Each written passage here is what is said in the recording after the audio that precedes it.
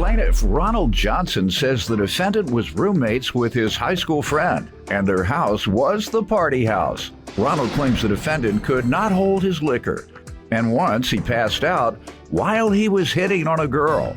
Ronald is suing because he claims the defendant stole $2,000 from him.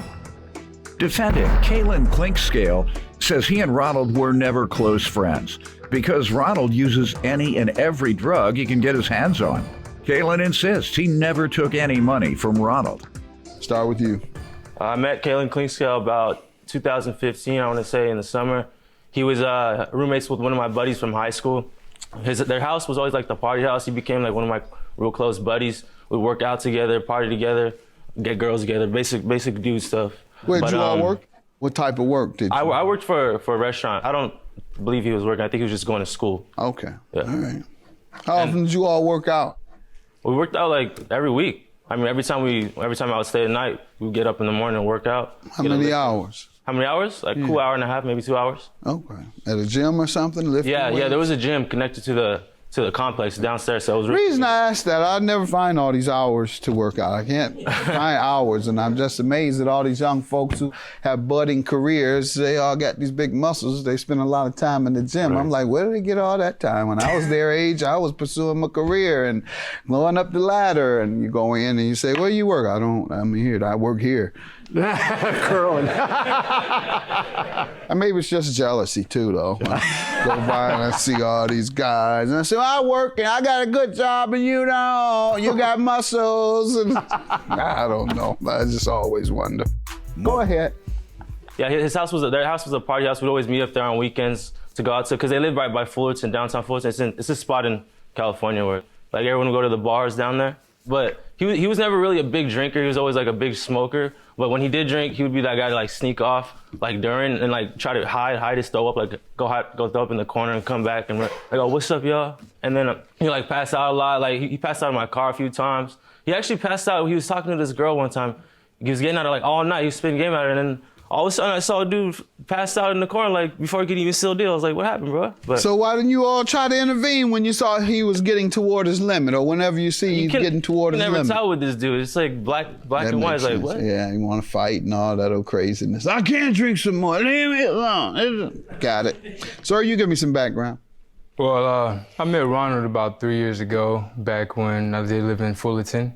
I attended school and I played football there. Me and Ron did party together, but I wouldn't say we were the closest of friends just because of the amount of drug use and alcohol use. Ron, he's kind of the person that'll do whatever that's there. Whatever's there, I'm down. Coke, weed, any kind of mind-altering substance, it was all game. And so that's just not necessarily my kind of crowd, I guess you would say. As far as the extensity of it, I remember there was a night where he came and we invited him over with some friends, and he was coked out, drunk, and him and my roommate got into it for a little bit, and my roommate kicked him out. And he kicked him out into the hallway. And in retaliation to kicking him out in the hallway, he broke our door in. And confronted my roommate, and once he confronted my roommate, he started breaking liquor bottles, and then he spit on my roommate. And yeah. Pretty much after that whole incident, I kind of distanced myself from Ron. Okay. Now what are you suing him about? I'm suing him about, I sent him money through, I believe it's online, it's like an online banking type thing, it's called Zelle.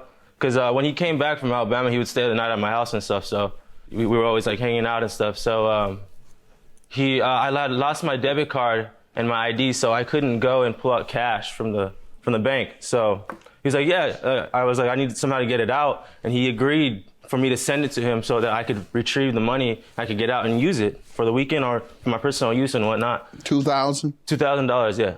You're a pretty big spender. I mean, I needed to pay some bills too, so. Oh, okay. Yeah. Go ahead. But yeah, I sent it to him. He sent me some statement from his bank, a text message or something like that, saying it's gonna take 3 to 5 business days. First of all, it said Ron Johnson, which is not even my legal name. It said Ron, and then yeah, I believed him because like he always came over. I trusted him. was a dude I actually trust. Like he was a good guy. So what did happen? What did you find out happened? I waited the 3 to 5 business days. Even after that, I even gave him more time. I was like, hey, bro, like, what's going on?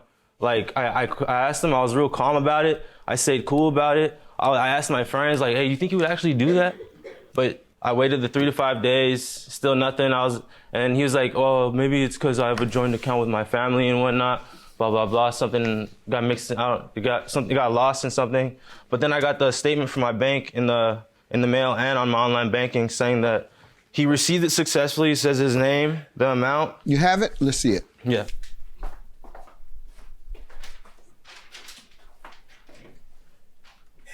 Sir, why don't you tell me about this? Well, Ron actually randomly texted me a day saying to check my account. He tried to transfer me $2,000 into my account. Well, I checked my account and never saw that $2,000, but I did receive an alert talking about fraudulent activity being done to my account. And due to that fraudulent activity done to my account, I had to create a whole new, they closed that account. After the 2 to 3 business days of them saying that, they called it a third-party transfer. And so due to that, after those 2-3 business days, after the 3 days, I called my bank and they told me that they never saw the money get into my account, but there was a fraudulent alert on my account due to that third-party transfer that I didn't approve of. And so with that being said, I had to create a whole new different account just because of $2,000 that he claims he sent me that I never received. You have any of that on paper, a letter or anything that you mentioned? You talked about all the bank stuff. I just have my inform you of bank statements. Fraud alert in particular. No, fraud alert. Let me see the part that describes the fraud alert. I actually do not have. I know you don't. This says you received the $2,000. This from Citibank, and therefore I'm going to hold him liable. Have a good day. Judgment for the plaintiff.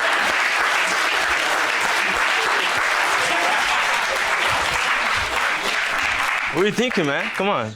What are you thinking? Like, Come on, now, man. Bro, why are you gonna go through all this just to yourself over? Come on, man. You gotta think a little bit. I was actually being nice about it too. Like, oh, maybe he needed some money. I'll help him out for a little bit. But it had to get to this point, man. Come on. Right. Come on. We both knew the whole time. Come on. Come on, Ron.